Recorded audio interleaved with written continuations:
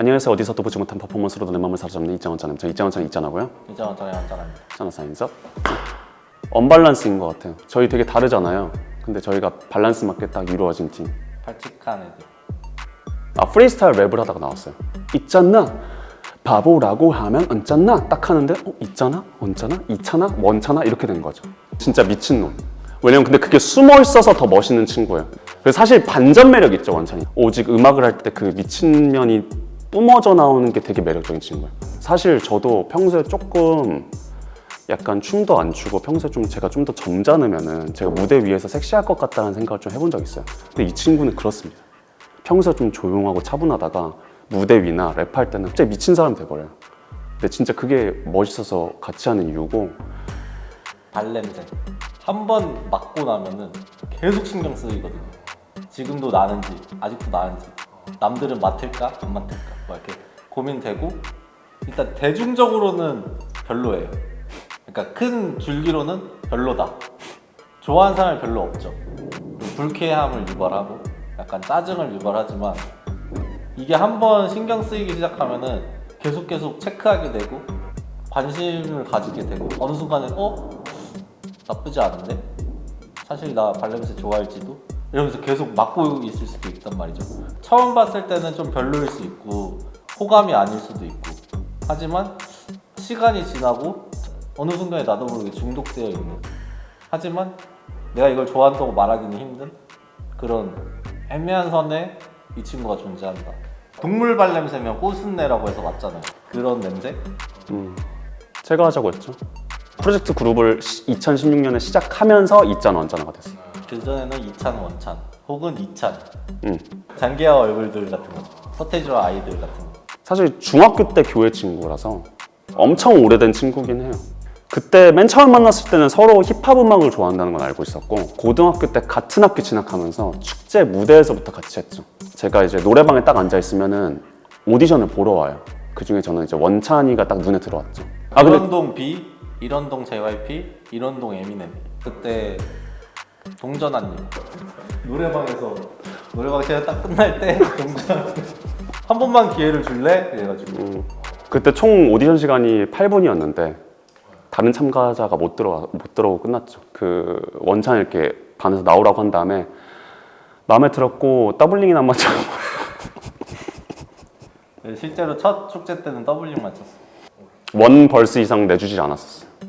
16년이 어떻게 보면 본격적인 거긴 했는데 그거를 이제 진짜 제대로 해보자. 사실 프로젝트 그룹이었거든요 저희는. 근데 여기까지 와버렸네요. 음악을 시작하게 된 가장 큰 계기에 있는 아티스트는 에미넴이 맞아요.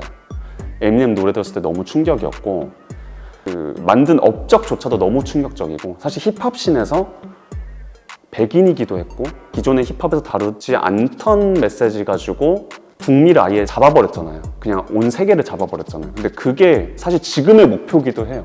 남들이 그렇게 꺼내지 않았던 얘기들, 그게 심오한 거든 얕은 거든 그냥 우리가 제일 하고 싶은 얘기로 세상을 사로잡고 싶다.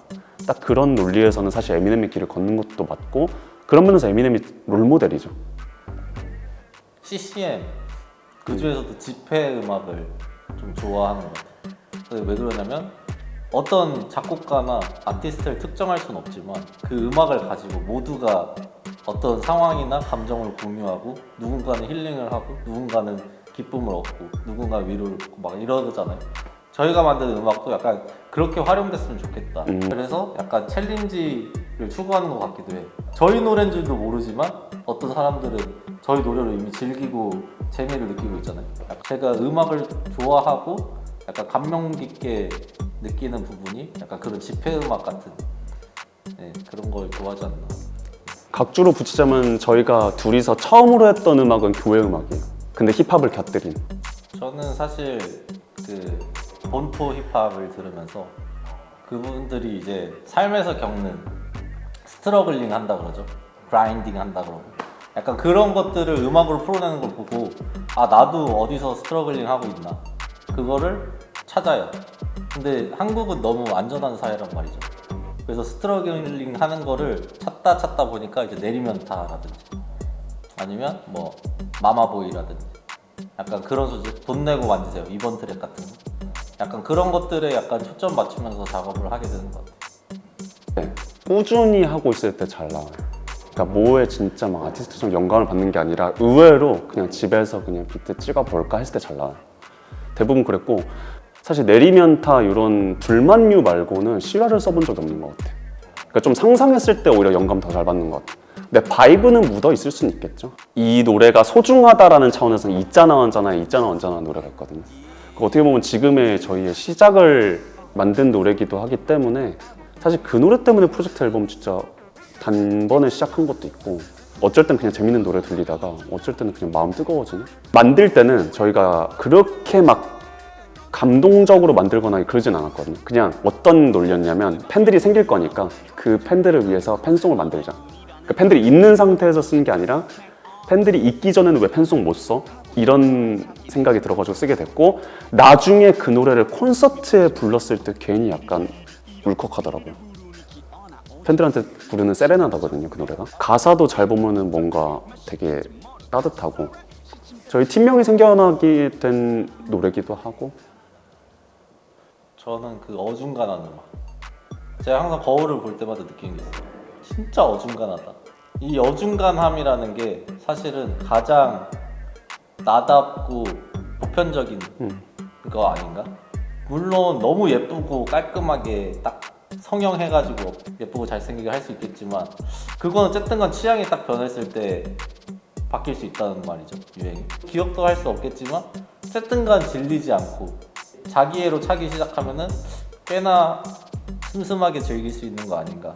그래서 그 어중간함이 브랜딩이 돼서 호들갑, 평냉같이 누군가가 호들갑만 떨어준다면 좀 한때 유행을 휩쓸고 매니아가 생기지 않을까. 좋아하는 음악을 소비해주는 시대가 됐잖아요.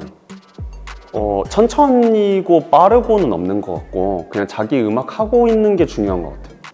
그러면은 어쨌든 트렌드는 계속 왔다 갔다 하기 때문에 언젠가는 모일 사람은 모입니다. 만약 그게 아니면 많은 거고 거울을 보고 내가 느끼고 결국에는 그 거울에 있는 나 자신을 사랑해줘야 되는 것처럼 중심을 잃지 않는 게 가장 중요하다고 생각해요, 음악할 때. 괜히 트렌드 요거라고 해가지고 여기 따라가고 저기 따라가고 하다 보면은 맨날 뒤썩고 끝납니다. 틀린 시계가 하루에 2번은 맞으니까 저희는 틀린 시계 고장난 시계. 근데 하루가 너무 길긴 해요, 저희한테. 하루가 이렇게 맞아야 되는데 고장난 시계라서 인생 전체에서 딱 2번만 네. 맞을 수 있다. 네. 저번 작년에 한 번 썼거든요. 그래서 이제 한 번만 더 맞추면 이제 은퇴. 조율 안 하고 그냥 각자의 방식대로 하는 것 같아요. 왜냐면 어설프게 조율을 해봤자 각자의 색이 더 깎이더라고. 찬이는 그림이 다 짜져야 A부터 Z까지 딱 떠올려야 뭔가 곡을 시작하는 느낌이면 저는 요만큼만 있어도 시작해요. 그러니까 한 단어만 있어도 저는 곡을 만들 수 있다. 이렇게 확장하면서 만드는 스타일이고 찬이는 그냥 이거를 관객한테 보여줄 때 어떤 메시지, how to say, what to say 막 이런 것까지 다 하고 사람들이 어떻게 느낄 건지까지 정리가 되면 곡을 완성시키는 타입인데 이거를 조율하려다 보니까 둘 다 괴롭더라고요. 그래서 저희는 각자 그냥 빌드업 어느 정도 해오고 그 중간 단계에서 서로한테 공유를 하는 것 같아요. 그때 서로 납득이 되면 그거는 작업을 하고 아니면 그냥 설득력을 더 가져오거나 아니면 버리던가 약간 이렇게 작업하는 것 같아요. 사실 작업에 되게 중요한 요소인 거죠. 일부분을 되게 디테일하게 짜는 것과 전체적으로 이걸 들었을 때 사람들이 어떻게 느낄까, 어떻게 설득력이 있을까 뭐 이런 거를 사실 고민하는 거는 음악 만들 때 중요한 거거든요. 근데 이거를 뭐 각자 고민해서 오니까 뭐 이게 시너지죠. 발칙이란 눈치 보지 않죠. 우리는 모두가 오타쿠다라는 나만의 취향, 내가 생각하는 어떤 테이스트라는 거는 정말 다양하게 있다고 생각하거든요. 취향은 진짜 다양하지만 강요되기도 쉽다. 사실 중국집 가서 메뉴가 많지만 실제로 맛본 거는 손가락에 꼽잖아요. 근데 발칙한 건 뭐냐? 내가 먹고 싶은 거 부르는 거. 눈치 안 보고. 그래서 저희 앨범 자체 발칙이라고 한 거는 약간 남의 눈치 안 보고 만들어 보겠습니다. 약간 기존 음악 문법 안 지키고 만들어 보겠습니다. 난 이게 좋아요. 약간 이런 느낌으로 내는 거라 이번 앨범이 정규라고 표현되는 게 좀 다행이고 그 전까지는 좀 찾아오는 과정이었다 치면 이번엔 진짜 저희가 하고 싶은 것만 고르고 골랐기 때문에 약간 발칙, 눈치 보지 않는 막. 발칙이라는 단어가 어떤 사람의 분야에 따라서 너무 다른 것 같은데 저희가 이번에 발칙 키워드를 잡은 게 저희랑 발칙이 붙어버리면 통쾌한 것 같아요. 그러니까 전공법을 쓰지 않고 세상을 무찌르는 그런 느낌이니까 그래서 사람들이 저희 보고 발칙하고 느끼하고 너네 막 너무 오글거리고 하지만 저희는 계속 빵댕이 흔들면서 발칙한 거예요. 그래가지고 사람들을 신나게 한다? 이것이 진정한 발칙이라고 생각을 하거든요. 그래서 그런 통쾌한 메시지가 돈 내고 만지세요도 너무 많이 있고 그동안 사람들한테 하고 싶었던 얘기를 되게 함축해서 많이 발칙하게 저희 되게 잘 담아낸 것 같아서 이번 앨범명을 발칙으로 지었어요. 돈 내고 만지세요. 돈 내고 만지세요. 그게 가장 발칙하긴 해요. 그래서 타이틀이에요. 반항심도 있고 그러니까 사실 저희도 당연히 무시는 받아봤을 거 아니에요. 뭐 무시하는 사람들이 되게 많았어요. 그죠? SNS에 저는 부정적인 걸 되게 안 올리는 편이에요. 원찬이도 진짜 부정적인 거 안 올리는 편이라서 여러분들은 모르겠지만 저희가 뭐 이런저런 일들 당연히 당하고 그걸 담았어요. 근데 그걸 어떻게 담았을 때 통쾌할까라고 했을 때는 돈 내고 만지세요가 나와버렸습니다. 왜냐면 이번에 돈 내고 만지세요 만들 때 약간 처음으로 있잖아 없잖아를 하면서 그리고 한국 사회를 살아가면서 느꼈던 그냥 삶의 그런 고뇌들을 담은 가사여서 그래서 뜻깊을 것 같아요. 그리고 처음으로 이제 와이프가 가사를 조금 도와주고 어느 날 갑자기 돈 내고 만지세요라는 문장을 뱉은 거예요. 근데 그 말을 듣고 갑자기 가슴이 끓어오르는 거죠. 그런 식으로 작업한 게 이번 앨범이기 때문에 이번 앨범은 좀 독특하게 좀 작업을 했다. 이현영 작곡가님께서도 저희 편곡을 맡아주셔가지고 작상곡을 좀 도움을 주셔가지고 박재범님 여러분들도 같이 공감하면서 들어주세요. 저는 바닥 음악 스타일도 그렇고 그 곡이 가지고 있는 메시지도 그렇고 이제 손바닥 발바닥이라는 가사가 후렴이거든요. 거기에서 저희가 하는 말들을 들어보시면 굉장히 발칙합니다. 들어보세요. 저를 살아 숨쉬게 하는 순간은 저는 사실 그 최근에 깨달았는데 사람들의 인정. 그래서 이 음악이랑 이 업계에 발을 디딘 것 같고 이제 어떤 순간이냐고 하면은 이제 저희가 만든 창작물을 보고 이제 기발하다라고 해줄 때 어떻게 저렇게 생각을 하지? 어떻게 저렇게 표현을 하지? 라고 칭찬해 주실 때 가장 그러니까 살아있음을 느끼고 기쁨을 느끼는 것 같아요. 안 그래도 뒤틀린 제 시각을 더 뒤틀리게 만드는 최대한 뒤틀어보자. 꼬아서 보자. 최대한. 제가 선택한 직업이 음악과 이 춤과 요 예술이 삶과 너무 연결되어 있거든요. 되게 이게 유기적으로 작용할 때 살아있음을 느껴요. 분리되지 않고 그냥 계속 뭔가 이렇게 딱 어떤 걸 보면서 이런 노래 했으면 좋겠는데 이런 생각이 들 때 오히려 살아있음을 느끼는 것 같아요. 또 살아 숨쉼을 느낄 때 중에 하나는 또 뭐였냐면 저희 노래 가지고 장기자랑을 했던 팬분들이 있어요. 퍼포먼스가 다른 K-팝 아티스트들만큼 되게 잘 짜여진 퍼포먼스들이 아니거든요. 그러니까 자기네 색깔을 넣어야 돼요. 메꾸려면. 근데 자기네 색깔로 메꾸고 공연을 하시더라고요. 장기자랑. 그런 거 보면서 이렇게 활용되는 게 참 맞다. 아름답다. 네. 그랬던 것 같아요. 저는 최근에 사실 아버님이 돌아가셨는데 아버님이 돌아가시면서 인생이라는 거에 대한 생각을 좀 해봤어요. 근데 감사하게도 저희의 삶이 의미 있어지는 순간은 아쉬움이 없을 때가 의미 있어지는 것 같더라고요. 나눌 수 있는 감정을 다 나눴을 때 뭔가 마지막이 아름다워지는 거를 느꼈기 때문에 여러분들 삶에 아쉬움은 좀 있어도 후회는 없었으면 좋겠어요. 그 말을 하고 싶은 것 같아요. 저희도 언젠간 끝나지 않겠어요. 하지만 저희가 같이 여러분들과 놀 수 있는 그 시간대 후회 없이 노셨으면 좋겠고 네. 아쉬움은 있더라도 후회는 없다. 가장 가볍게 소비되고 진입장벽이 가장 낮은 음악 컨텐츠였으면 좋겠어요. 사실 음악이란 거는 우리의 삶을 희노애락을 같이 함께 할 수 있는 요소 중에 하나인데 그걸 못하게 될 때 상실감이 꽤 크더라고요. 중학교 때 노래를 잘했는데 변성기 때문에 목이 완전히 갔어요. 그렇게 좋아하던 노래를 못 부르게 될 때 상실감이 되게 컸단 말이죠. 그 이후로 여러 가지 음악 장르들이 생기면서 노래 막 고음이 올라가지 않고 그래도 목소리가 예쁘지 않아도 즐길 수 있는 음악들이 많이 생겼단 말이죠. 그런 거를 좀 더 넓혀주는 음악을 하고 싶은 것도 있고, 저희 음악을 통해서 모든 사람들이 즐거운 그 시간을 공유하는 매개체였으면 좋겠다. 그게 저희 음악 색깔일 거고 앞으로 지향하는 음악 스타일일 것 같아요.